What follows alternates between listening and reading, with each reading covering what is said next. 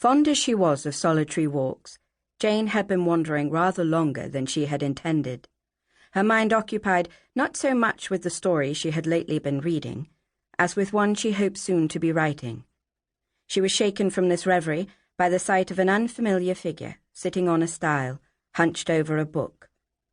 Her first impression was that he was the picture of gloom, dressed in shabby clerical garb, a dark look on his crinkled face, doubtless a volume of dusty sermons clutched in his ancient hand.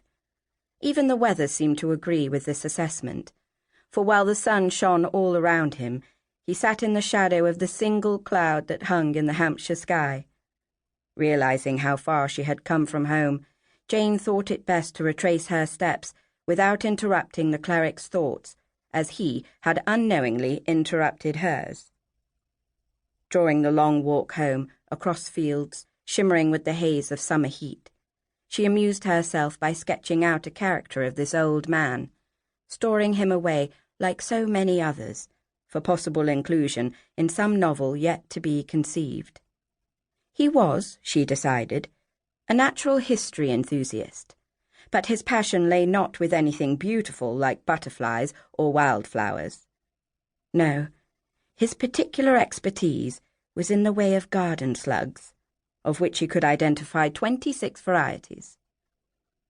By week's end, Jane had filled in the pathetic details of his life.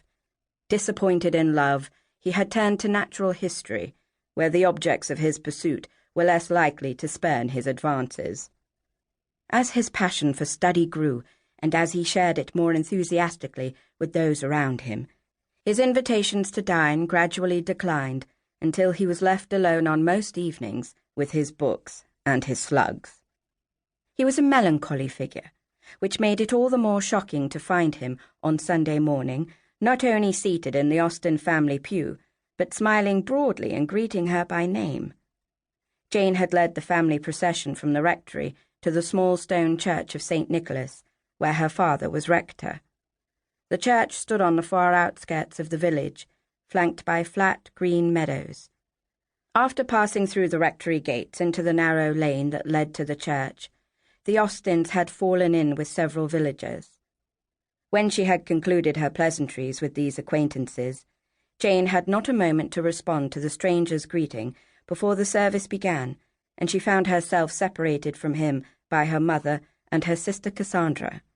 Of her 6 brothers, none were currently in residence in Steventon. The man's robust baritone voice, evident in his hymn-singing, exuded a spirit that was anything but melancholy. Jane endured a sharp elbow from Cassandra for not attending to the gospel reading. Instead, she was trying to watch the man out of the corner of her eye. She failed to follow the thread of her father's sermon, lost as she was in a re-evaluation of the stranger's history. By the time the service ended, she was thoroughly intrigued and determined to secure a proper introduction to satisfy her curiosity about the true nature of his character. "Go along home, and I shall wait for father," she told her mother and Cassandra as they stood beside the ancient yew tree that clung to the west end of the church.